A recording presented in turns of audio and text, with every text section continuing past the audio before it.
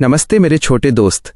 चलिए अब हम इस पूरे टॉपिक को दुनिया की सबसे सरल भाषा में समझते हैं, जैसे एक कहानी। हम हर एक लाइन को गहराई से इन डेप्थ समझेंगे ताकि आप अपनी क्लास के सबसे बुद्धिमान बच्चे बन सकें।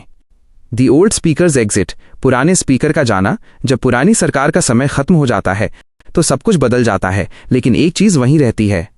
हमारा कॉन्स्टिट्यूशन, संविधान, देश की सबसे बड़ी कानून की किताब, कहता है कि जो पुराने स्पीकर लोकसभा के अध्यक्ष हैं वो अपना ऑफिस तब तक नहीं छोड़ेंगे जब तक कि नई चुनी हुई लोक सभा की पहली मीटिंग शुरू न होने वाली हो। इसे ऐसे समझो जैसे आपकी क्लास का पुराना मॉनिटर तब तक अपनी सीट नहीं छोड़ता जब तक कि नए साल के पहले दिन सारे नए बच्चे क्लास में आकर बैठ न जाएं। जैसे ही नई लोकसभा की पहली बैठक, फर्स्ट मीटिंग का समय आता है, पुराना स्पीकर अपनी कुर्सी खाली कर देता है, vacates his office. Who picks the speaker pro tem? Speaker pro tem को कौन चुनता है? अब कुर्सी खाली हो गई। अब नए बच्चों, सांसदों को संभालने के लिए किसी की जरूरत है। यहां हमारे देश के प्रेसिडेंट, राष्ट्रपति आते हैं। प्रेसिडेंट साहब नई लोकसभा के किसी एक मेंबर को चुनते हैं और उन्हें स्पीकर प्रो टेम बना देते हैं। प्रो टेम एक लैटिन शब्द है जिसका मतलब होता है कुछ समय के लिए, फॉर द टाइम बीइंग। यानी ये एक परमानेंट जॉब नहीं है, बल्कि सिर्फ कुछ दिनों का काम है। द सीनियर मोस्ट रूल, सबसे अनुभवी सदस्य का नियम। राष्ट्रपति किसे चुनेंगे?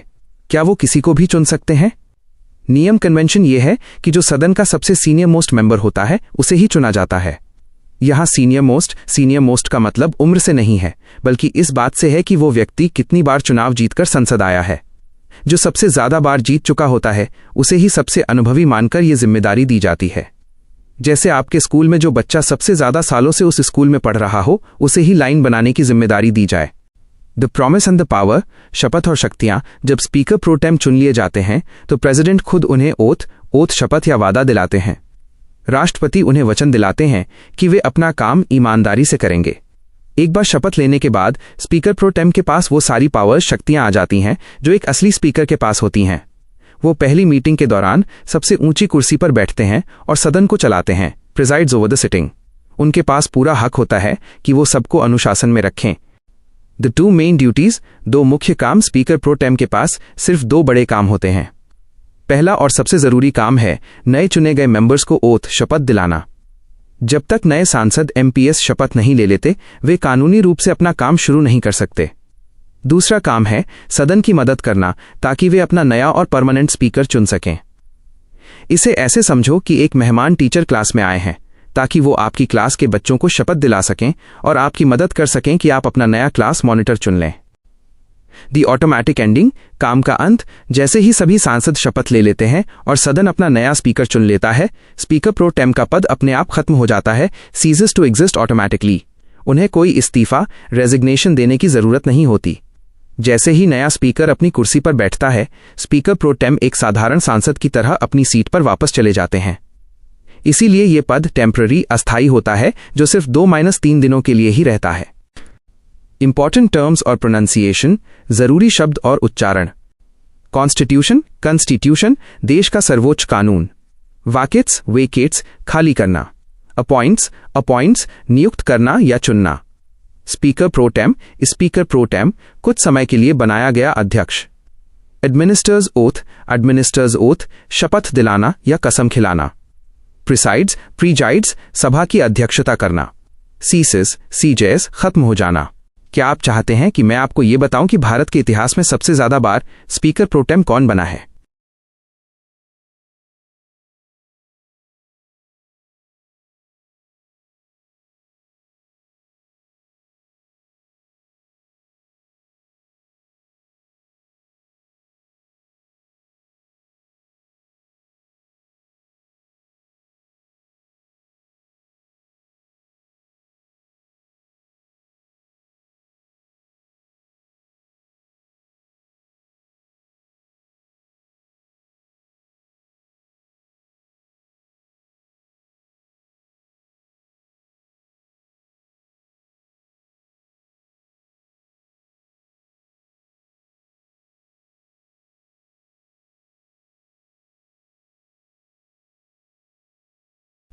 नमस्ते मेरे नन्हे चैंपियन।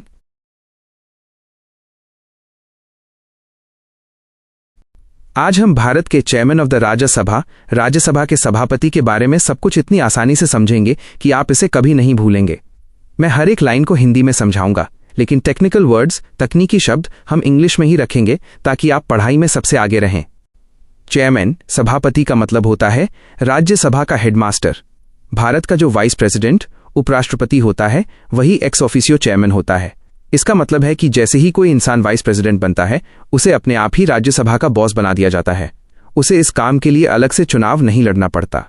उदाहरण के लिए, जैसे आपके स्कूल के प्रिंसिपल अपने आप ही स्कूल की हर मीटिंग के हेड बन जाते हैं, वैसे ही वाइस प्रेसिडेंट राज्यसभा के हेड बन जाते हैं। लेकिन यहां एक ट्विस्ट है। अगर कभी भारत के प्रेसिडेंट, राष्ट्रपति बीमार हो जाएं या छुट्टी पर हों, तो वाइस प्रेसिडेंट को उनकी जगह काम करने जाना पड़ता है। उस वक्त उन्हें एक्टिंग प्रेसिडेंट कहा जाता है। जब वे राष्ट्रपति का बड़ा काम संभाल रहे होते हैं, तब वे राज्यसभा के चेयरमैन के रूप में काम नहीं करते। तब वे अपनी हेडमास्टर वाली कुर्सी छोड़ देते हैं ताकि राष्ट्रपति की जिम्मेदारियों पर पूरा ध्यान दे सकें। ये बिल्कुल वैसा ही है जैसे अगर आपके क्लास टीचर को प्रिंसिपल बना दिया जाए, तो वे उस वक्त आपकी क्लास में आकर नहीं पढ़ाएंगे। राज्यसभा के चेयरमैन की ताकत बिल्कुल वैसी ही होती है जैसी लोकसभा के स्पीकर की होती है। इन दोनों का काम हाउस को शांति से चलाना है। लेकिन एक बहुत बड़ा अंतर है जो आपको याद रखना है। लोकसभा का स्पीकर उसी हाउस का एक मेंबर होता है, यानी वो उन्हीं के बीच का एक साथी होता है। लेकिन राज्यसभा का चेयरमैन उस हाउस का मेंबर नहीं होता। वह बाहर से आकर मीटिंग की अध्यक्षता प्रिसाइड करता है। अब बात करते हैं वोट डालने की। क्योंकि चेयरमैन एक जज या रेफरी की तरह होता है, इसलिए वो शुरू में वोट नहीं डालता। इसे कहते हैं not voting in the first instance. लेकिन सोचिए, अगर किसी कानून पर 100 लोगों ने हाँ कहा और 100 लोगों ने ना कहा तो क्या होगा? मैच ड्रॉ, टाई हो जाएगा। ऐसी स्थिति में चेयरमैन अपना एक कीमती वोट डालता है जिसे कास्टिंग वोट कहते हैं। उसका ये एक वोट फैसला करता है कि जीत किसकी होगी। अगर हमें चेयरमैन को उनकी कुर्सी से हटाना हो तो क्या करेंगे? इसके लिए कोई अलग रास्ता नहीं है। अगर उन्हें चेयरमैन के पद से हटाना है तो उन्हें वाइस प्रेसिडेंट के पद से हटाना होगा। जब उन्हें हटाने की प्रक्रिया, रिमूवल प्रोसेस चल रही होती है, तब वे चेयरमैन की ऊंची कुर्सी पर नहीं बैठ सकते। वे सदन में मौजूद रह सकते हैं, अपनी बात रख सकते हैं, स्पीक, लेकिन वे उस वक्त वोट नहीं डाल सकते। यहां ध्यान दें कि लोकसभा का स्पीकर खुद को हटाए जाने के समय पहली बार में वोट डाल सकता है, लेकिन राज्यसभा का चेयरमैन नहीं डाल सकता। मेरे प्यारे बच्चे, राज्यसभा का चेयरमैन देश का बहुत सम्मानजनक पद है। वे यह सुनिश्चित करते हैं कि हमारे देश के बड़े बड़े नेता आपस में तमीज से बात करें और अच्छे कानून बनाएं। आपकी जानकारी के लिए, इस वक्त भारत के चेयरमैन ऑफ थे राज्यसभा श्री जगदीप धनखड़ हैं। क्या आप चाहते हैं कि मैं आपको कुछ ऐसे मजेदार उदाहरण दूं जिससे आप राज्यसभा और लोकसभा के बीच का अंतर और भी आसानी से समझ सकें?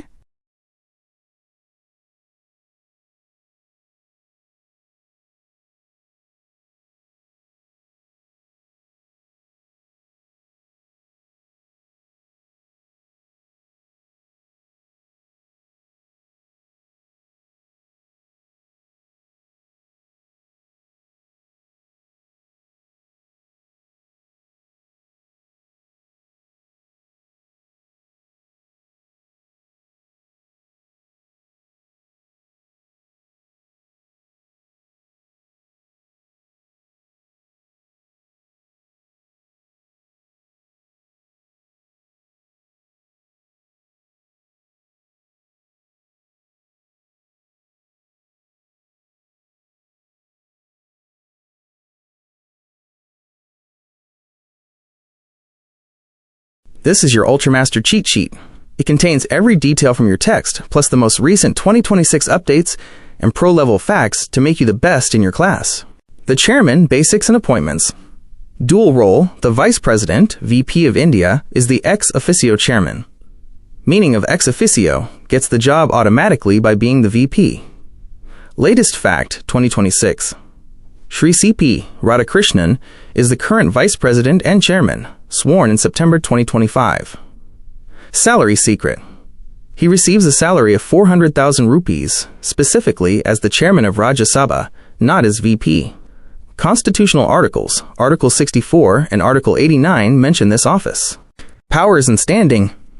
Presiding officer. He is the guardian of the House, mirror power. Powers are almost identical to the Speaker of Lok Sabha. Member status. Unlike the Speaker, the Chairman is not a member of the House. Casting vote. He cannot vote normally, first instance. He only votes to break a tie, equality of votes. Disciplinary power. can suspend members and expunge, delete, bad words from official records. The acting president scenario, job switch. If the VP acts as president, he stops performing chairman duties.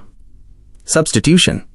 The deputy chairman, currently Harivansh Narayan Singh, takes over the Rajya Sabha. Pay change. During this period, he gets the president's salary, 5 lakh rupees. Removal and disqualification. Removal logic. No separate process to fire the chairman. To remove him, he must be removed as vice president. Meeting restriction. If a removal resolution is being discussed, he cannot preside, cannot sit in the big chair. Right to defend. He can be present, can speak and participate, but cannot vote at all during his own removal. Anti-defection. Under the 10th schedule, the chairman decides if a member should be disqualified for switching parties. Memory anchors and revision tricks. 1. The referee anchor. Asterisk. Think of the chairman as a referee. He isn't a player member. He doesn't kick the ball, vote first, but he blows the whistle if there is a tie, casting vote. 2. The hat trick. Asterisk VP has 2 hats. If he wears the big hat, president, he must take off the small hat, chairman. He cannot wear both. 3. Daily revision, the 3-minute rule. Morning, close your eyes and name the current chairman, C.P. Radhakrishnan. Afternoon, recall the tiebreaker rule. Night, explain the removal process to an imaginary friend. If you can explain it simply, you've mastered it. 4. Pro tip for exams. If a question asks who presides over a joint sitting of both houses, the answer is the speaker, not the chairman. This is the most common trick question. This video is a recorded session of the Rajya Sabha, which will help you see the chairman in action, presiding over the House and managing the members. YouTube.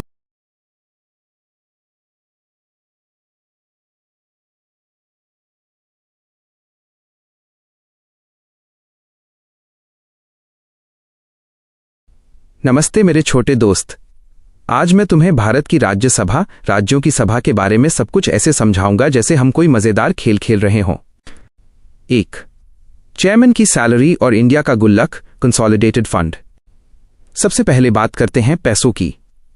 Rajya Sabha के जो सबसे बड़े boss होते हैं, जिन्हें हम chairman कहते हैं, उनकी सैलरी, तनख्वाह और अलाउंसेस, खर्चे के पैसे खुद पार्लियामेंट, संसद तय करती है। अब यहां एक बहुत मजेदार बात है। इनका पैसा कंसोलिडेटेड फंड ऑफ इंडिया से आता है। तुम इसे भारत सरकार का एक बहुत बड़ा और सुरक्षित गुल्लक मान सकते हो। इस गुल्लक की खासियत यह है कि चेयरमैन की सैलरी के लिए हर साल नेताओं को आपस में बहस या वोटिंग करने की जरूरत नहीं होती। ये पैसा अपने आप चार्ज्ड उन्हें मिल जाता है, ताकि कोई भी नेता उन्हें डरा न सके कि अगर आपने हमारी बात नहीं मानी तो हम आपकी सैलरी रोक देंगे। इससे चेयरमैन बिना किसी डर के अपना काम ईमानदारी से कर पाते हैं। 2. जब कैप्टन की टोपी बदल जाती है, द डबल रोल। अब सोचो, अगर हमारे देश के प्रेसिडेंट, राष्ट्रपति कहीं बाहर गए हैं या बीमार हैं, तो उनकी जगह कौन काम करेगा? तब हमारे चेयरमैन, जो असल में देश के वाइस प्रेसिडेंट भी होते हैं, अपनी पुरानी कुर्सी छोड़कर प्रेसिडेंट की कुर्सी पर बैठ जाते हैं। उस समय उन्हें चेयरमैन वाली सैलरी नहीं मिलती, बल्कि उन्हें प्रेसिडेंट वाली ऊंची सैलरी और सारी सुख सुविधाएं मिलती हैं। ये बिल्कुल वैसा ही है जैसे अगर स्कूल का मॉनिटर कुछ दिनों के लिए प्रिंसिपल का काम संभाले तो उसे रुतबा भी प्रिंसिपल वाला ही मिलेगा। 3. डेप्यूटी चेयरमैन, टीम का को कैप्टन। जैसे क्रिकेट टीम में एक कैप्टन और एक वाइस कैप्टन होता है, वैसे ही राज्यसभा में एक डेप्यूटी चेयरमैन होते हैं। इनका चुनाव राज्यसभा के ही सदस्य, मेंबर्स, आपस में मिलकर करते हैं। मान लो 245 लोग एक कमरे में बैठे हैं। वो अपने बीच में से ही एक सबसे समझदार इंसान को चुन लेते हैं कि जब हमारे बड़े बॉस चेयरमैन नहीं होंगे, तब आप ये जिम्मेदारी संभालना। अगर कभी डेप्यूटी चेयरमैन की कुर्सी खाली हो जाती है तो तुरंत चुनाव करके नया डेप्यूटी चेयरमैन चुन लिया जाता है। 4. डेप्यूटी चेयरमैन अपनी गद्दी कब छोड़ते हैं? The exit rules. Deputy chairman को अपनी कुर्सी 3 वजहों से छोड़नी पड़ सकती है। पहला, cease to be a member. अगर वो सदन के सदस्य ही नहीं रहे तो उन्हें पद छोड़ना होगा। जैसे अगर आप स्कूल से ही चले गए तो मॉनिटर कैसे रहोगे? दूसरा, रेजिग्नेशन। अगर वो खुद एक चिट्ठी लिखकर चेयरमैन को दे दें कि साहब, अब मैं ये काम नहीं करना चाहता। तीसरा, रिमूवल। अगर सदन के बाकी सदस्य उन्हें पसंद नहीं कर रहे तो वो एक रेजोल्यूशन प्रस्ताव लाकर उन्हें हटा सकते हैं। लेकिन उन्हें हटाने से पहले 14 डेज एडवांस नोटिस, 14 दिन पहले खबर देना बहुत जरूरी है, ताकि उन्हें पता हो कि उनके साथ क्या होने वाला है। 5. डेप्यूटी चेयरमैन की असली ताकत और जिम्मेदारी, ड्यूटीज। जब चेयरमैन की कुर्सी खाली हो या वो प्रेसिडेंट बनकर देश संभाल रहे हों, तब डेप्यूटी चेयरमैन ही असली राजा होते हैं। उनके पास चेयरमैन वाली सारी पावर्स, शक्तियां आ जाती हैं। यहां एक बहुत जरूरी बात ध्यान रखना, डेप्यूटी चेयरमैन के नौकर या छोटे कर्मचारी नहीं होते, नॉट सबऑर्डिनेट। वो सीधे राज्यसभा को जवाबदेह होते हैं। वो एक स्वतंत्र लीडर की तरह काम करते हैं। 6. वोट डालने का जादुई नियम, द कास्टिंग वोट। जब भी राज्यसभा में किसी बात पर वोटिंग होती है, तो जो भी व्यक्ति उस समय बड़ी कुर्सी पर बैठा होता है, चाहे वो चेयरमैन हो या डेप्यूटी चेयरमैन, वो शुरू में वोट नहीं डालता, no vote in the first instance. वो बस चुपचाप देखता है। लेकिन अगर वोटिंग के दौरान टाई हो जाए, जैसे 50 लोगों ने कहा हां और 50 ने कहा ना, तब कुर्सी पर बैठा व्यक्ति अपना कास्टिंग वोट, निर्णायक वोट डालता है। उनका एक वोट ही फैसला करता है कि कौन जीतेगा। 7. जब खुद पर आंच आए, रिमूवल प्रोसीडिंग्स। एक आखिरी और बहुत ही न्याय वाला नियम। अगर राज्यसभा में डेप्यूटी चेयरमैन को ही नौकरी से हटाने की बात चल रही हो, रेजोल्यूशन फॉर रिमूवल, तो उस दिन वो बड़ी कुर्सी पर बैठकर मीटिंग नहीं चला सकते, कैन नॉट प्रिसाइड। वो सदन में मौजूद रह सकते हैं, अपनी बात कह सकते हैं, लेकिन वो बॉस बनकर फैसला नहीं ले सकते। और हां, जब असली चेयरमैन साहब सदन में मौजूद होते हैं, तब डेप्यूटी चेयरमैन एक साधारण सदस्य की तरह होते हैं। वो अपनी सीट पर बैठकर बहस कर सकते हैं और आम लोगों की तरह वोट भी डाल सकते हैं। क्या आप चाहेंगे कि मैं आपको एक छोटा सा एग्जाम्पल सिनेरियो उदाहरण देकर समझाऊं कि ये सब असल जिंदगी में कैसे होता है?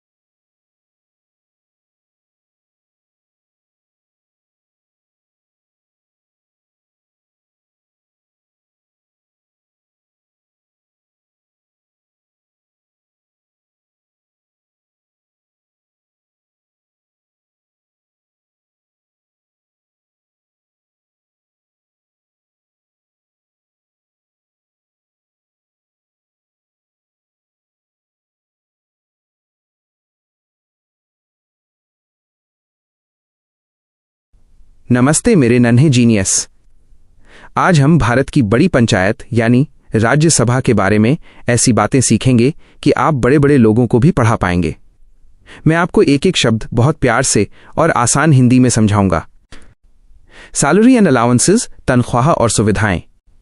सबसे पहले बात करते हैं पैसों की। जैसे घर चलाने के लिए पापा या मम्मी को सैलरी मिलती है, वैसे ही डेप्यूटी चेयरमैन, उपसभापति को भी काम करने के लिए सैलरी और अलाउंसेस मिलते हैं। अलाउंसेस का मतलब होता है रहने के लिए घर, गाड़ी और फोन जैसी चीजों का खर्चा। ये सब पार्लियामेंट, संसद तय करती है। एक बहुत जरूरी बात यह है कि इनके पैसे कंसोलिडेटेड फंड ऑफ इंडिया से आते हैं।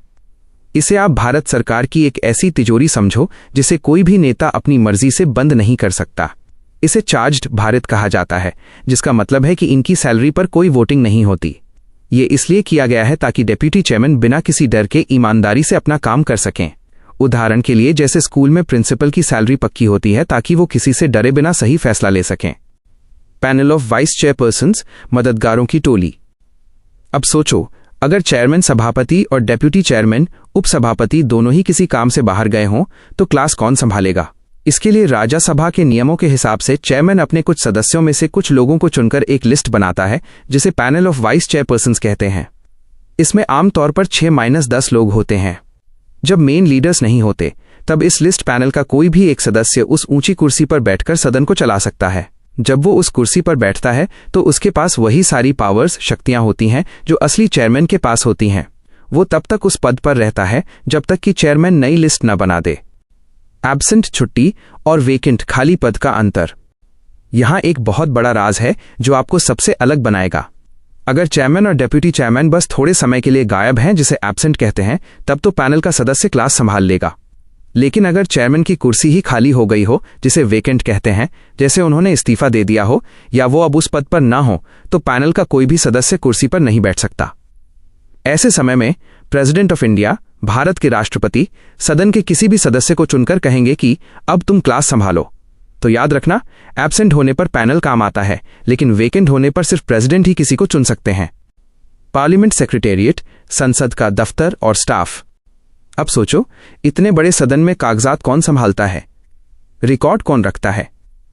इसके लिए राज्यसभा और लोकसभा का अपना खुद का स्टाफ होता है, जिसे सेक्रेटेरिएट सचिवालय कहते हैं। इनके काम करने के तरीके और नियम पार्लियामेंट तय करती है। कभी कभी कुछ कर्मचारी दोनों सदनों के लिए कॉमन पोस्ट भी हो सकते हैं। इस पूरे स्टाफ का सबसे बड़ा बॉस सेक्रेटरी जनरल, महासचिव कहलाता है। द सेक्रेटरी जनरल, असली मैनेजर। सेक्रेटरी जनरल कोई नेता नहीं होता, बल्कि वो एक परमानेंट ऑफिसर, स्थायी अधिकारी होता है। नेता तो चुनाव के बाद बदल जाते हैं, लेकिन यह अधिकारी वहीं रहता है और सबको नियम समझाता है। इनकी नियुक्ति, अपॉइंटमेंट सदन का प्रिसाइडिंग ऑफिसर यानी चेयरमैन करता है। जैसे आपके स्कूल में एक ऑफिस मैनेजर होता है जो सारे रिकॉर्ड संभालता है, और चाहे टीचर्स बदल जाएं, वो मैनेजर वहीं रहता है ताकि स्कूल ठीक से चलता रहे। वैसे ही सेक्रेटरी जनरल भी राज्यसभा की याददाश्त और रीढ़ की हड्डी होता है। प्रोनाउंसिएशन गाइड, उच्चारण guide. 1. Consolidated fund, consolidated fund. 2. Secretariat, secretariat. 3. Vice chairperson, vice chairperson. 4. Preside, preside. 5. Vacant, vacant. क्या आप चाहते हैं कि मैं आपको यह भी सिखाऊं कि प्रेसिडेंट किन किन स्थितियों में नए सदस्य को चुनते हैं?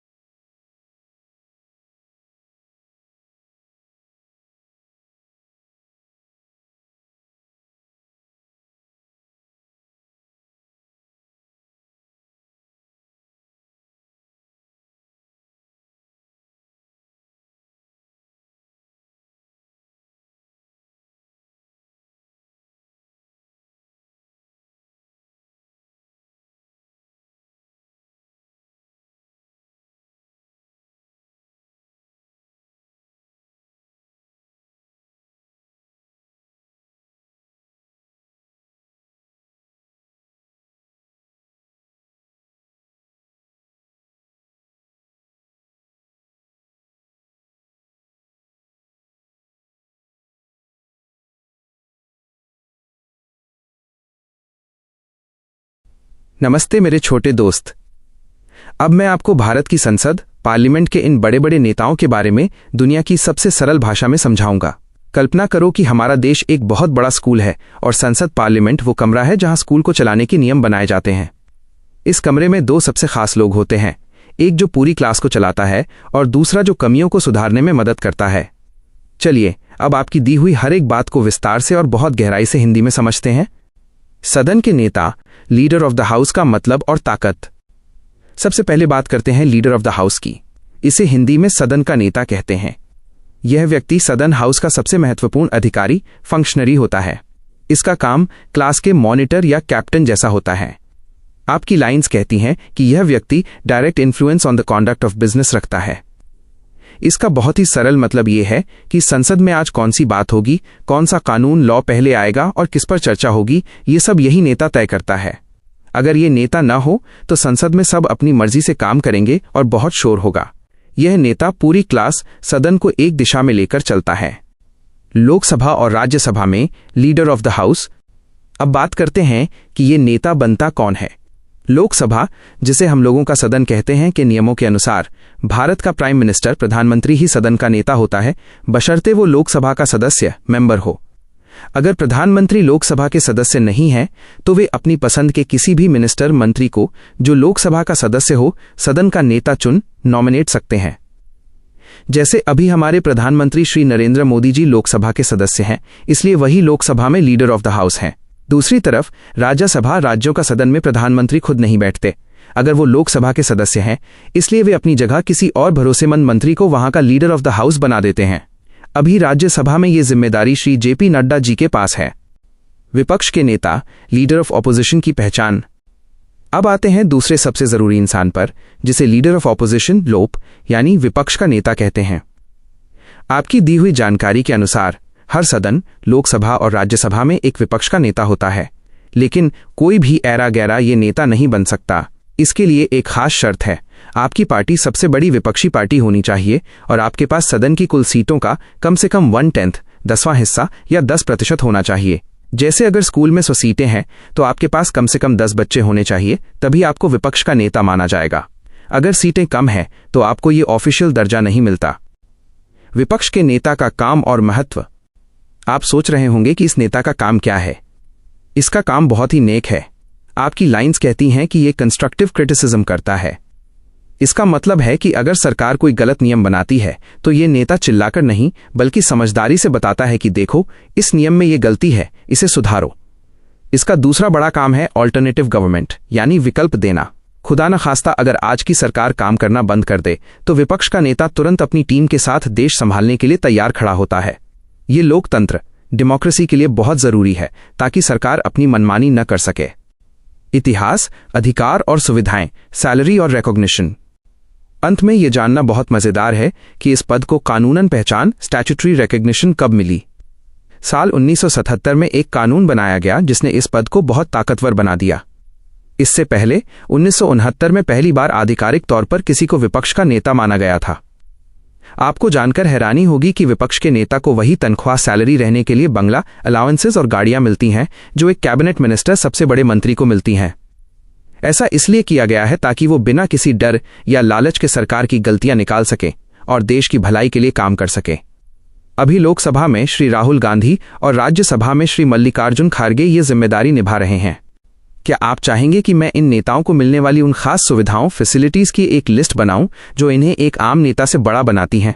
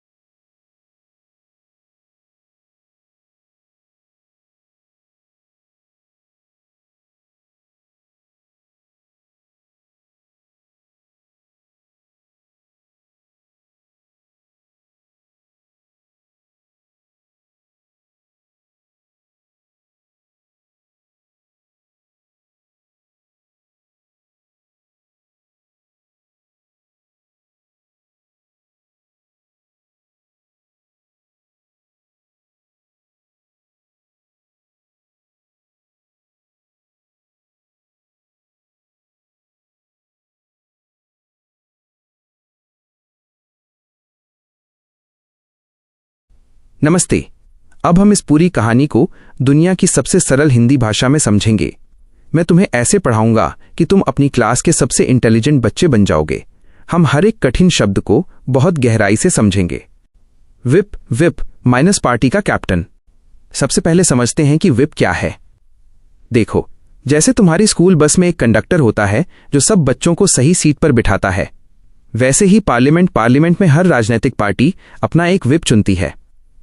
मजेदार बात यह है कि इस विप पद के बारे में भारत के संविधान, कॉन्स्टिट्यूशन ऑफ इंडिया में कहीं भी नहीं लिखा है।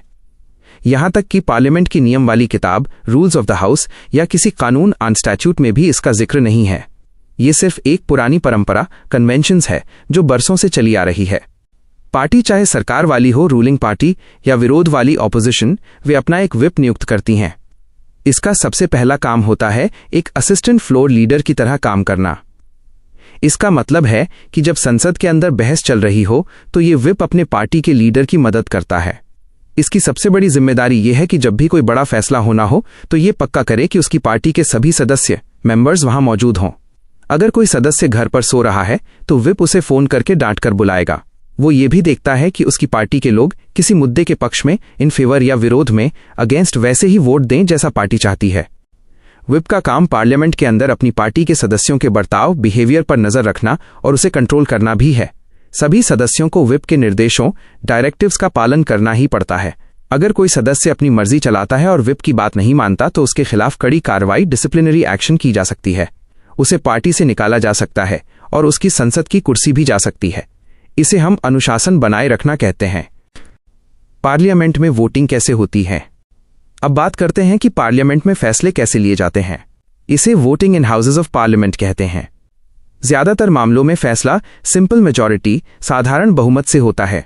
इसका मतलब है कि जितने लोग उस दिन वहां मौजूद हैं और वोट दे रहे हैं, प्रेजेंट एंड वोटिंग, उनमें से आधे से एक भी ज्यादा 50% जोड़ 1 जिस तरफ होंगे वही बात मान ली जाएगी। इसमें सदन के मुखिया प्रिसाइडिंग ऑफिसर का वोट शुरू में नहीं गिना जाता।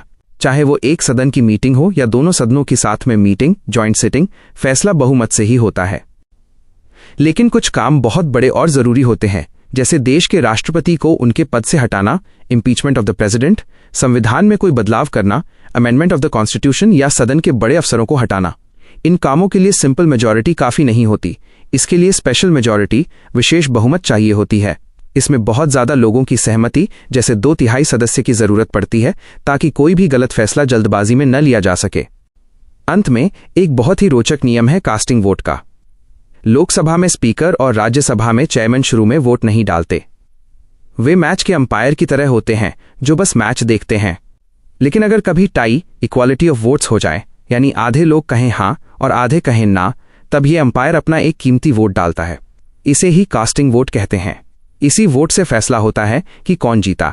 इसके अलावा अगर संसद में किसी ने गलती से वोट डाल दिया जिसे हक नहीं था, या कोई सीट खाली थी, तो भी संसद की कार्यवाही को गलत नहीं माना जाएगा। वो पूरी तरह से मान्य, वैलिड रहेगी। क्या आप चाहते हैं कि मैं आपको एक उदाहरण देकर समझाऊं कि अगर कोई सदस्य व्हिप की बात न माने तो असल में क्या होता है?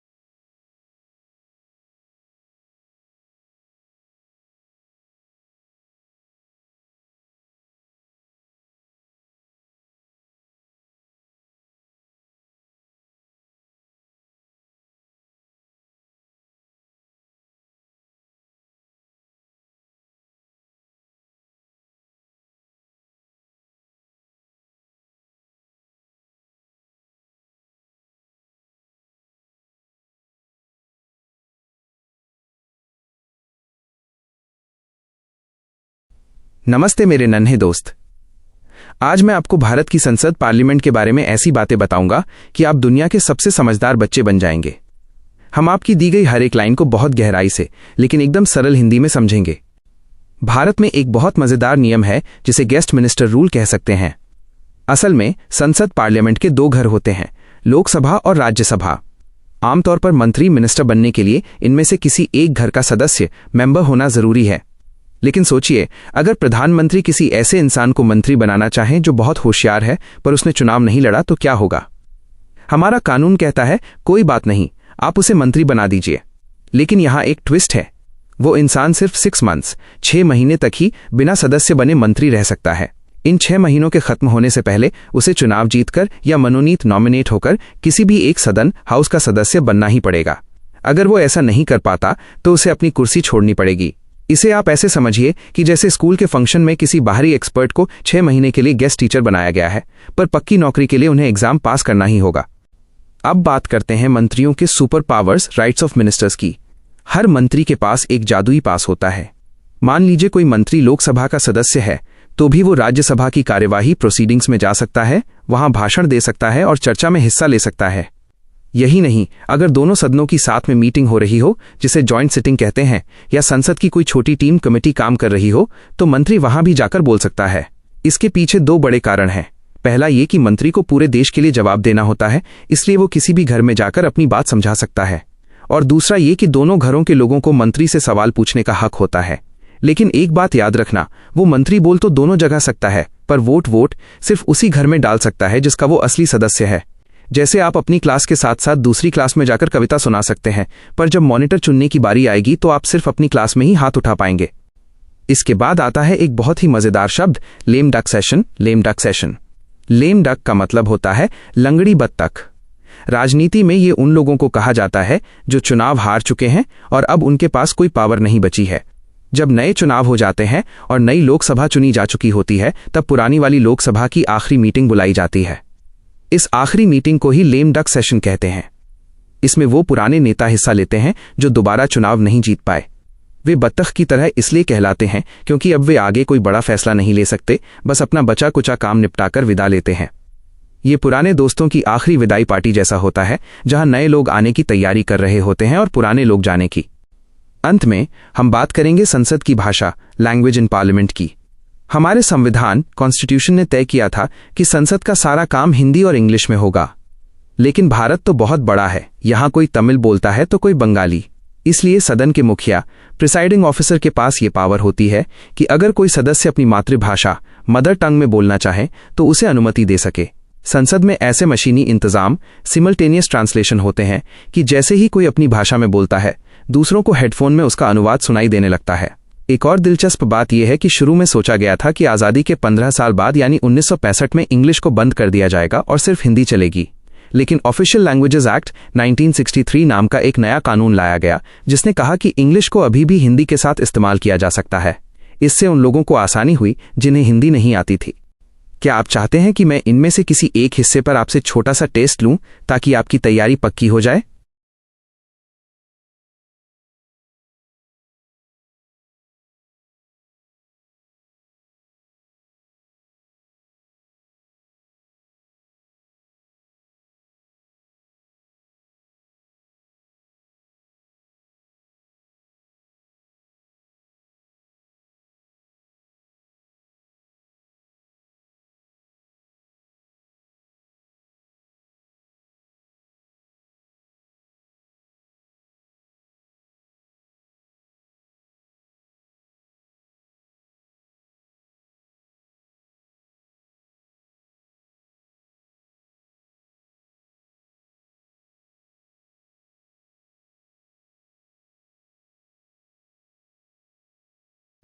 नमस्ते मेरे नन्हे चैंपियन। आज हम भारत की संसद, पार्लियामेंट के एक बहुत ही मजेदार और जरूरी हिस्से के बारे में बात करेंगे जिसे क्वेश्चन आवर, प्रश्नकाल कहते हैं। इसे ऐसे समझो जैसे स्कूल में आपकी क्लास शुरू होने से पहले आपके पेरेंट्स प्रिंसिपल के साथ बैठकर उनसे हिसाब मांगते हैं कि स्कूल में बच्चों के लिए क्या क्या अच्छा काम हुआ। क्वेश्चन आवर एक ऐसा टूल माइनस औजार है जिससे संसद सरकार पर अपनी नजर रखती है। इसे तकनीकी भाषा में पार्लियामेंट्री ओवरसाइट कहते हैं। इसका मतलब है संसद की निगरानी। दुनिया के उन सभी देशों में जहां रिप्रेजेंटेटिव पार्लियामेंट्री डेमोक्रेसी माइनस यानी जहां जनता अपने लीडर खुद चुनती है होती है, वहां ये नियम चलता है। इसका सबसे बड़ा कारण यह है कि सरकार जो भी काम करती है उसे संसद को जवाब देना पड़ता है। सरकार को जनता ने चुना है, इसलिए वो आंसरेबल माइनस जवाबदेह है। अगर सरकार कोई गलती करती है या कोई काम भूल जाती है तो उसे क्यों और कैसे का जवाब देना ही होगा। आपकी दी हुई जानकारी में एक बहुत जरूरी बात है, acts of omission and commission. Omission का मतलब है कोई काम करना भूल जाना, जैसे सड़क बनाना भूल गए, और कमीशन का मतलब है कोई गलत काम कर देना, जैसे खराब पुल बना देना। इन दोनों ही बातों के लिए सरकार को संसद में जवाब देना पड़ता है। ये जवाबदेही 2 स्तरों लेवल्स पर होती है। पहला है कलेक्टिवली माइनस सामूहिक रूप से, जिसका मतलब है कि पूरी संसद मिलकर सरकार से सवाल पूछती है या अपनी कमिटीज, छोटी टोलियों के जरिए जांच करती है। दूसरा स्तर है इंडिविजुअली माइनस व्यक्तिगत रूप से। इसका मतलब है कि संसद का हर एक सदस्य, मेंबर ऑफ पार्लियामेंट या एमपी, अपनी तरफ से सवाल पूछ सकता है। वो इसके लिए पार्लियामेंट्री क्वेश्चंस के हथियार का इस्तेमाल करता है। यहां एक शब्द आया है इंटर एलिया, जिसका सीधा सा मतलब है दूसरे कामों के साथ साथ। यानी सांसदों के पास बहुत सारे काम होते हैं, पर उनमें से सबसे जरूरी काम सवाल पूछना भी है। अब बात करते हैं इसके समय की।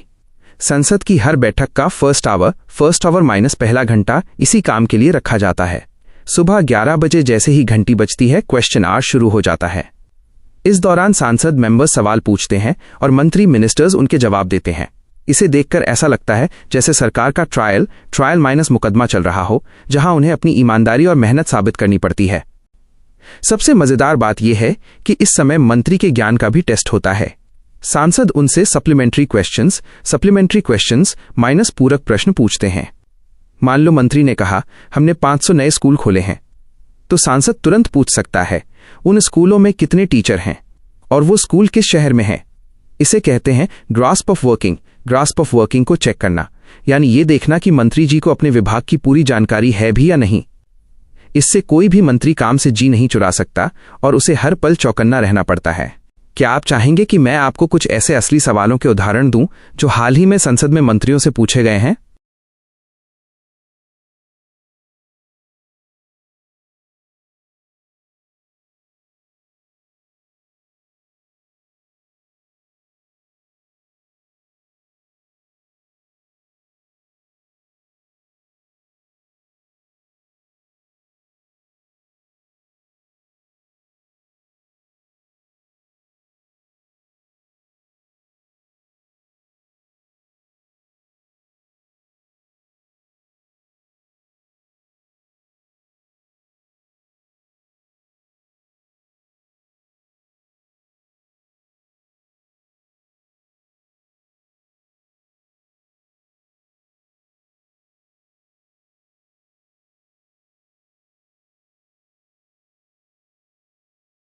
This is your master cheat sheet for Question Hour. It is designed to be factually dense, updated for 2026, and structured for high-speed revision. Ultra-compact cheat sheet. Question Hour. Definition. First hour of every parliamentary sitting. 11 a.m. to 12 p.m. in Lok Sabha. 12 p.m. to 1 p.m. in Rajya Sabha. Purpose. Tool of parliamentary oversight.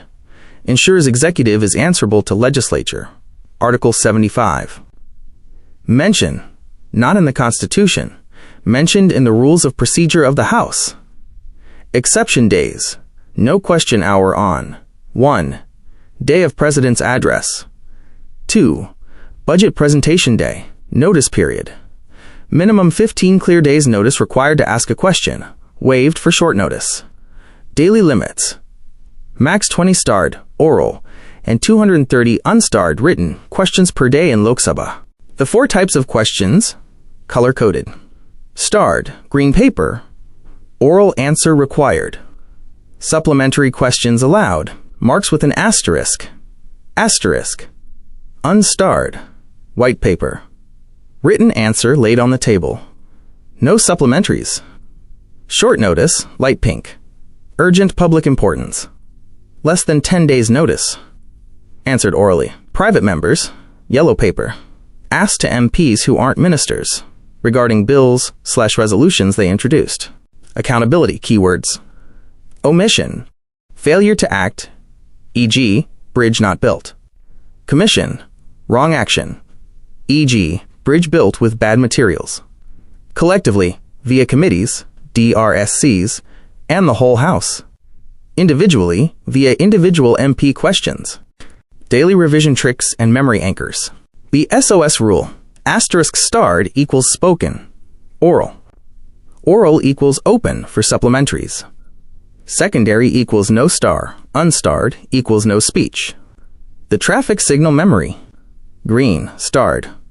Go. You can ask follow-up questions. White, unstarred. Stop. Written only. No follow-ups. Pink. Short notice. Emergency. Urgent matters. Active recall, 5-minute drill. Every night before bed, try to name the 4 colors of the question papers and what they stand for. If you miss one, look at this sheet. The first hour anchor. Always associate 11 a.m. with questioning the King Minister. It's the very first thing they do, because accountability comes before lawmaking. Pro tips for exams. Fact check. Many old books say Rajya Sabha question hour is at 11 a.m. Update. Since 2014, Rajya Sabha starts with 0 hour, 11 a.m., and moves to question hour, 12 p.m. Power of the chair, the speaker, LS, or chairman, RS, has the final authority to admit or disallow a question.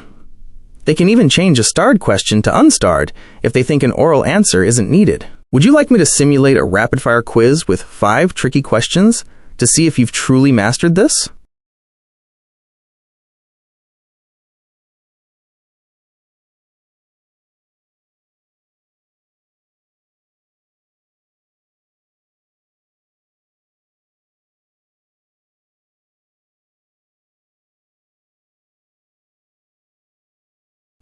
नमस्ते मेरे छोटे दोस्त।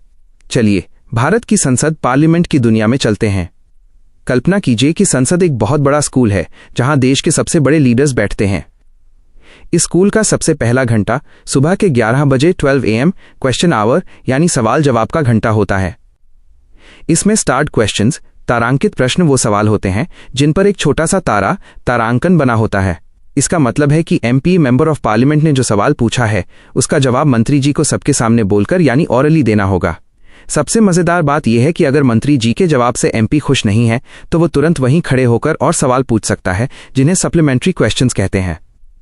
जैसे अगर आपने पूछा कि school में मिठाई क्यों नहीं मिली और मंत्री जी कहें पैसे नहीं थे, तो आप तुरंत पूछ सकते हैं कि पैसे कहाँ खर्च हो गए। ये सवाल ग्रीन हरे रंग के कागज पर छपते हैं। अब बात करते हैं अनस्टार्ट क्वेश्चंस अतारांकित प्रश्न की। इन सवालों पर कोई तारांकन नहीं होता। इनके लिए मंत्री जी को बोलने की जरूरत नहीं होती। वे बस अपना जवाब एक कागज पर लिखकर दे देते हैं जिसे रिटन फॉर्म कहते हैं। क्योंकि ये लिखित होता है इसलिए इसमें आप हाथ के हाथ कोई दूसरा सवाल सप्लीमेंट्री क्वेश्चन नहीं पूछ सकते। ये उन चीजों के लिए होता है जिसमें बहुत सारा डेटा या लिस्ट चाहिए होती है। उदाहरण के लिए अगर आपको जानना है कि पूरे देश के हर गांव में कितने पेड़ लगे हैं तो मंत्री जी इतनी लंबी लिस्ट बोल तो नहीं सकते, इसलिए वे उसे लिखकर दे देते हैं। ये सवाल व्हाइट सफेद रंग के कागज पर होते हैं। इसके बाद आता है शॉर्ट नोटिस क्वेश्चंस अल्प सूचना प्रश्न। नाम से ही पता चलता है कि ये बहुत जल्दी यानी शॉर्ट नोटिस पर पूछे जाते हैं। आमतौर पर कोई भी सवाल पूछने के लिए 15 दिन पहले बताना पड़ता है, लेकिन अगर कोई ऐसी बात हो जो बहुत जरूरी हो और पूरे देश के लिए बड़ी बात हो, अर्जेंट पब्लिक इंपॉर्टेंस, तो इसे 10 दिन से भी कम समय का नोटिस देकर पूछा जा सकता है। जैसे मान लीजिए कल अचानक कहीं कोई बहुत बड़ी बाढ़ आ जाए तो उसके बारे में पूछने के लिए हम 15 दिन इंतजार नहीं करेंगे। इसका जवाब भी ऑरली बोलकर दिया जाता है और इसमें भी आप बाद में और सवाल सप्लीमेंट्री क्वेश्चंस पूछ सकते हैं। ये लाइट पिंक गुलाबी कागज पर होते हैं। अंत में आता है सबसे रोमांचक हिस्सा जिसे 0 आवर शून्यकाल कहते हैं। ये पूरी तरह से एक इंडियन इनोवेशन है, यानी इसे भारत ने खुद 1962 में शुरू किया था। यह ठीक क्वेश्चन आवर के खत्म होते ही यानी दोपहर 12 बजे शुरू होता है, इसीलिए इसे 0 आवर कहते हैं। यह क्वेश्चन आवर और दिन के असली काम एजेंडा के बीच का खाली समय टाइम गैप होता है। इसमें MPs बिना किसी पहले की सूचना के कोई भी जरूरी मुद्दा उठा सकते हैं।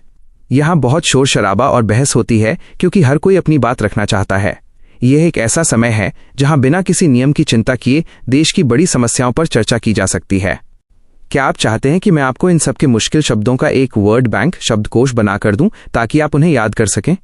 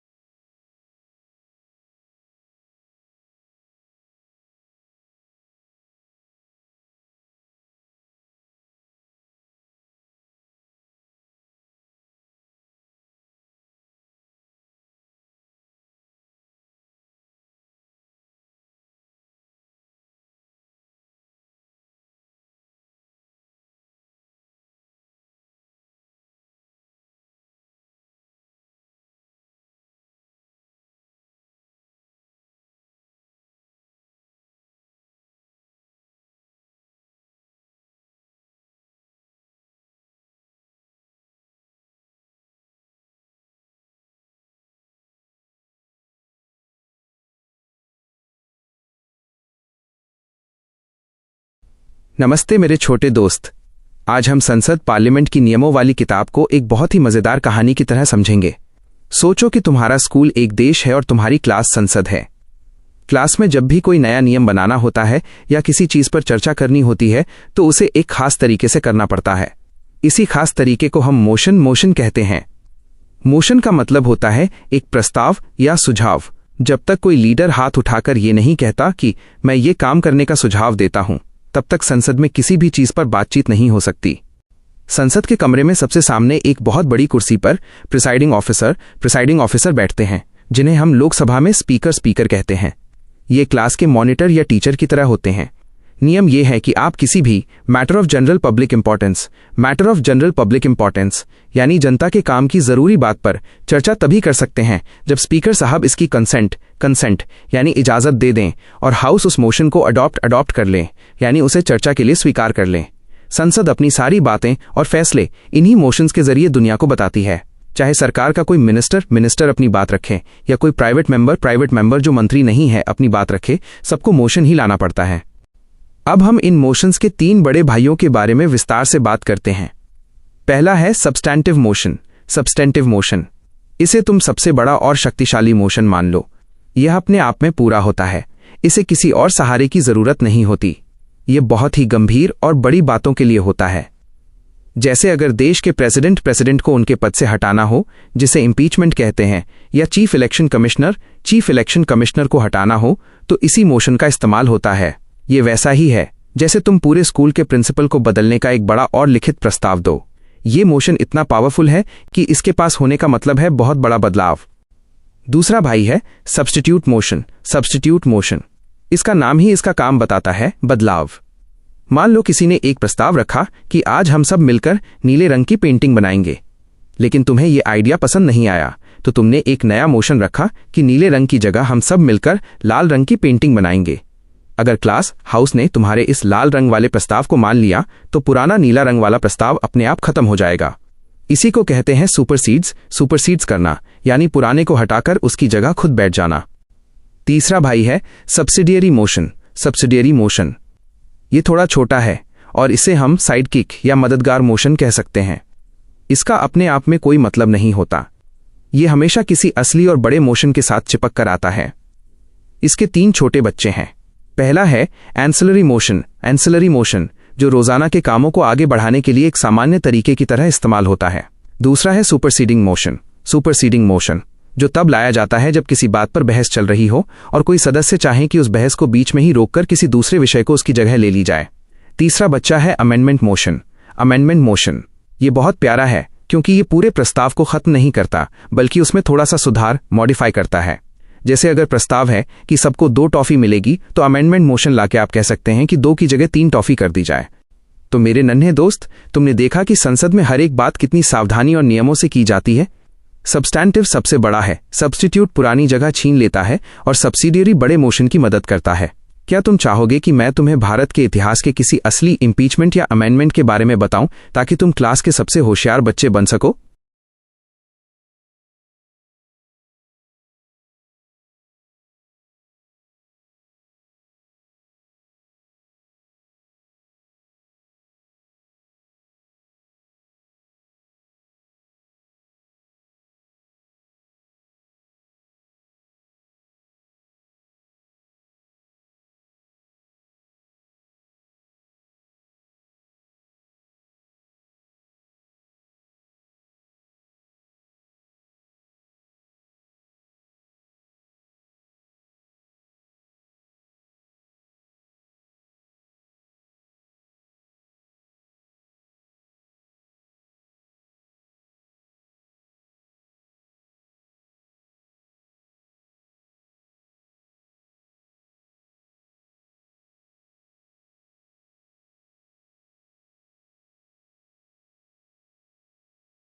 नमस्ते। अब हम इन बातों को बिल्कुल वैसे समझेंगे जैसे हम कोई मजेदार गेम खेल रहे हों। मैं आपको दुनिया के सबसे बेहतरीन स्टूडेंट की तरह तैयार करूंगा। चलिए इन तकनीकी शब्दों को, टेक्निकल वर्ड्स, बहुत ही सरल हिंदी में गहराई से समझते हैं। क्लोजर मोशन माइनस बहस रोकने का तरीका। क्लोजर मोशन को हिंदी में समापन प्रस्ताव कह सकते हैं। इसका सीधा मतलब है, अब बस करो, बहुत बातें हो गईं, अब वोटिंग करते हैं। संसद पार्लियामेंट में जब किसी कानून पर बहुत लंबी बहस चलती है और समय कम होता है, तब कोई मेंबर ये मोशन लाता है। अगर ये पास हो जाए तो बहस तुरंत फोर्थविथ रोक दी जाती है और वोटिंग शुरू हो जाती है। इसके 4 मजेदार तरीके होते हैं। सबसे पहले है सिंपल क्लोजर। इसे साधारण समापन कहते हैं। इसमें एक मेंबर खड़ा होकर कहता है कि इस मामले पर पर्याप्त चर्चा, सफिशिएंटली डिस्कस्ड हो चुकी है, अब वोट डालो। इसे ऐसे समझो जैसे आपकी क्लास में पिकनिक पर जाने के लिए 1 घंटे से चर्चा हो रही हो। आखिर में मॉनिटर कहता है, सबने अपनी बात कह दी है, अब हाथ उठाकर फैसला करते हैं। यह सबसे सीधा और आसान तरीका है। दूसरा है क्लोजर बाय कंपार्टमेंट्स। कंपार्टमेंट्स का मतलब होता है डिब्बे या हिस्से। जब कोई कानून बहुत बड़ा होता है तो उसे छोटे छोटे ग्रुप्स या पार्ट्स में बांट दिया जाता है। फिर एक एक शब्द पर बहस करने के बजाय पूरे के पूरे ग्रुप पर एक साथ बहस होती है और पूरे ग्रुप के लिए एक ही बार वोटिंग होती है। जैसे अगर आपको 50 चॉकलेट्स बांटनी है तो आप एक एक करके नहीं बल्कि 10-10 के पैकेट कंपार्टमेंट्स बनाकर चेक करते हैं और पास कर देते हैं। इससे समय बहुत बचता है। तीसरा है कैंगरू क्लोजर, कंगारू क्लोजर। जैसे कांगरू लंबी छलांग मारकर बीच की घास छोड़ देता है, वैसे ही इसमें केवल सबसे इंपॉर्टेंट क्लॉजेस पर बहस होती है। जो कम जरूरी बातें होती हैं उन्हें स्किप कर दिया जाता है और मान लिया जाता है कि वे पास हो गई हैं। उदाहरण के लिए, जब आप कोई लंबी फिल्म देखते हैं और बोरिंग हिस्सा फास्ट फॉरवर्ड कर देते हैं ताकि आप सीधा क्लाइमैक्स देख सकें, तो समझो आपने कंगारू क्लोजर कर दिया। चौथा है guillotine closure, guillotine closure. Guillotine, pronunciation guillotine, एक पुरानी मशीन थी जो सिर काटने के काम आती थी। यहां इसका मतलब है समय खत्म, खेल खत्म। जब बहस के लिए दिया गया समय पूरा हो जाता है तो जितनी बातें डिस्कस हुई हैं वो, और जो बातें अभी तक डिस्कस नहीं हुई, अनडिस्कस्ड क्लॉजेज हैं, उन सबको एक साथ एक बड़े ढेर में रखकर वोटिंग के लिए डाल दिया जाता है। यह तब होता है जब घड़ी की सुई रुकने वाली हो और सरकार को काम जल्दी खत्म करना हो। प्रिविलेज मोशन माइनस सच बोलने की शक्ति। अब बात करते हैं प्रिविलेज मोशन की, जिसे विशेषाधिकार प्रस्ताव कहते हैं। यह सच्चाई की जीत वाला मोशन है। संसद में हर मेंबर को कुछ खास शक्तियां या प्रिविलेज माइनस विशेषाधिकार मिलते हैं। इसमें सबसे जरूरी है कि कोई भी मिनिस्टर झूठ न बोले। ये मोशन किसी मंत्री के खिलाफ तब लाया जाता है जब वो सदन हाउस को गलत जानकारी देता है या जरूरी सच छुपाता है, विथहोल्डिंग फैक्ट्स। इसका मुख्य उद्देश्य उस मंत्री की निंदा करना या उसे टोकना होता है, जिसे इंग्लिश में सेंशर, प्रोनाउंसिएशन सेंशर कहते हैं। इसे ऐसे समझो जैसे आपके किसी दोस्त ने आपसे प्रॉमिस किया था कि वो सच बोलेगा, पर उसने गेम के रूल्स के बारे में झूठ बोल दिया। अब आप टीचर स्पीकर के पास जाकर शिकायत करते हैं कि सर, इसने झूठ बोलकर हमारे भरोसे को तोड़ा है, इसे सजा मिलनी चाहिए। यही प्रिविलेज मोशन है। यह मंत्री को याद दिलाता है कि संसद में केवल सच और सही तथ्य, डिस्टॉर्टेड फैक्ट्स नहीं ही चलने चाहिए। क्या आप चाहते हैं कि मैं आपको इन मोशन से जुड़ी कुछ ऐसी सीक्रेट बातें बताऊं जो सिर्फ बड़े अफसरों को पता होती हैं?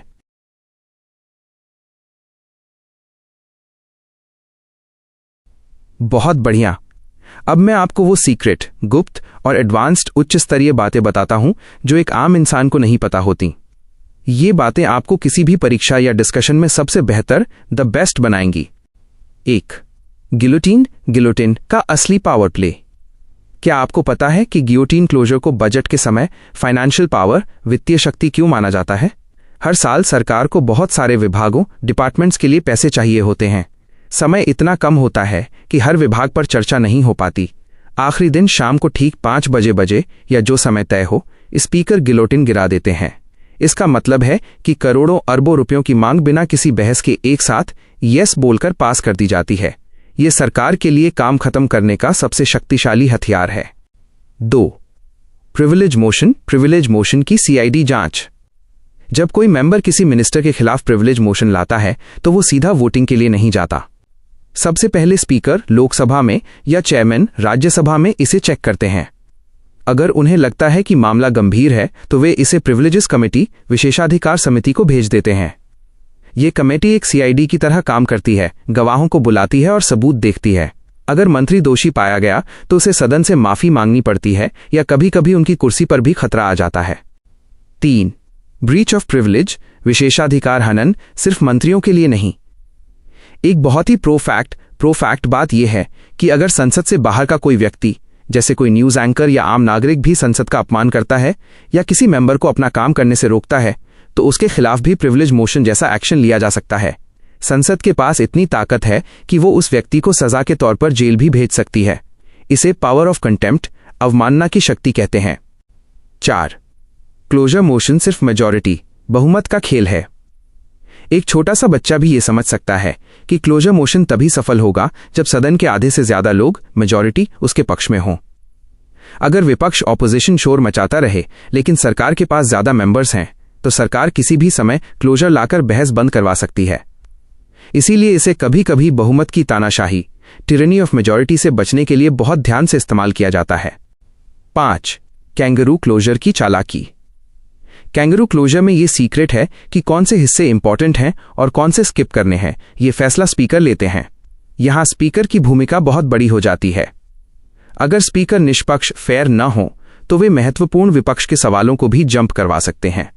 लेकिन असलियत में इसका इस्तेमाल केवल समय बचाने और बहुत ही टेक्निकल कानूनी पेचीदगियों को जल्दी निपटाने के लिए किया जाता है। समरी, सारांश एक नज़र में। गियोटिन, समय की कमी के कारण सब कुछ एक साथ पास करना, जैसे एग्जाम के आखिरी 2 मिनट में तुक्के मारना। प्रिविलेज, झूठ बोलने पर मंत्री की क्लास लगाना। कैंगरू, केवल बड़े और मुख्य हेडिंग्स को पढ़ना और बीच का छोड़ देना। स्पीकर का रोल, इन सब मोशंस का रिमोट कंट्रोल स्पीकर के हाथ में होता है। क्या अब आप चाहते हैं कि मैं आपको एक छोटा सा रियल लाइफ सिनेरियो, असली उदाहरण दूं, जिससे आप खुद पहचान सकें कि वहां कौन सा मोशन इस्तेमाल होना चाहिए? इससे आपका कॉन्फिडेंस 100% हो जाएगा।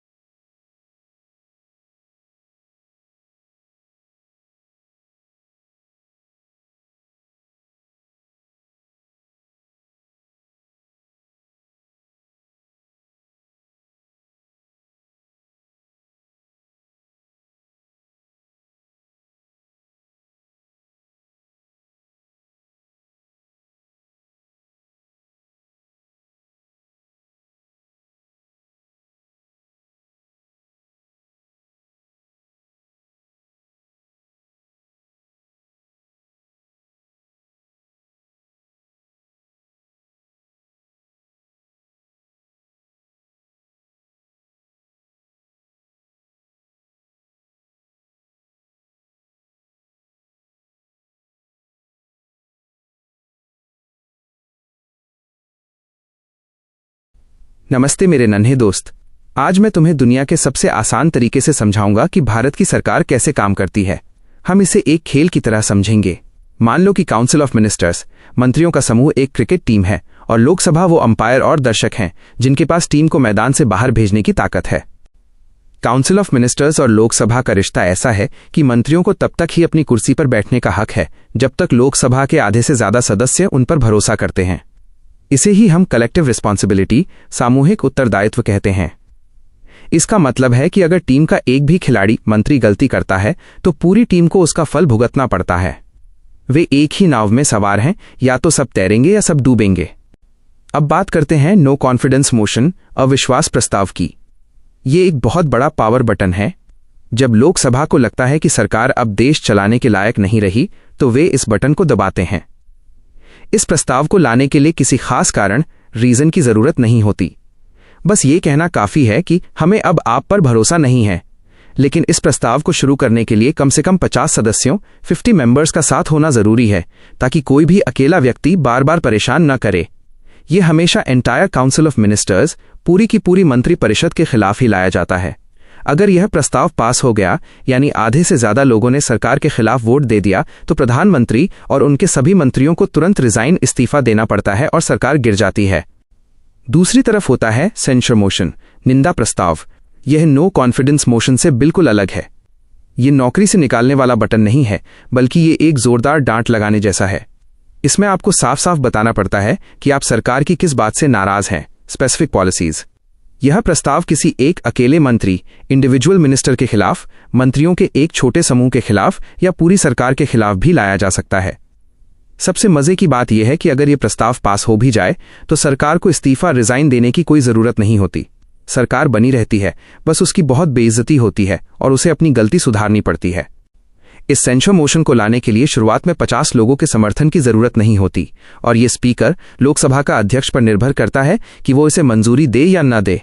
इसे अक्सर no day yet named motion की तरह लिस्ट किया जाता है, जिसका मतलब है कि अध्यक्ष ने बात मान तो ली है, पर चर्चा के लिए अभी दिन तय नहीं किया है। इसे एक उदाहरण से समझो। अगर क्लास का मॉनिटर बहुत बुरा है और पूरी क्लास लिखकर दे दे कि हमें ये मॉनिटर चाहिए ही नहीं, तो वो नो कॉन्फिडेंस मोशन है और मॉनिटर को हटना पड़ेगा। लेकिन अगर मॉनिटर ने सिर्फ ब्लैक बोर्ड गंदा छोड़ा है और क्लास टीचर उसे इस बात के लिए डांटती है, तो वो सेंसर मोशन है। मॉनिटर अपनी जगह पर बना रहेगा, बस उसे अपनी गलती सुधारनी होगी। क्या आप चाहेंगे कि मैं आपको कुछ ऐसी असल कहानियां बताऊं जब भारत में सरकारें नो कॉन्फिडेंस मोशन की वजह से गिर गई थीं?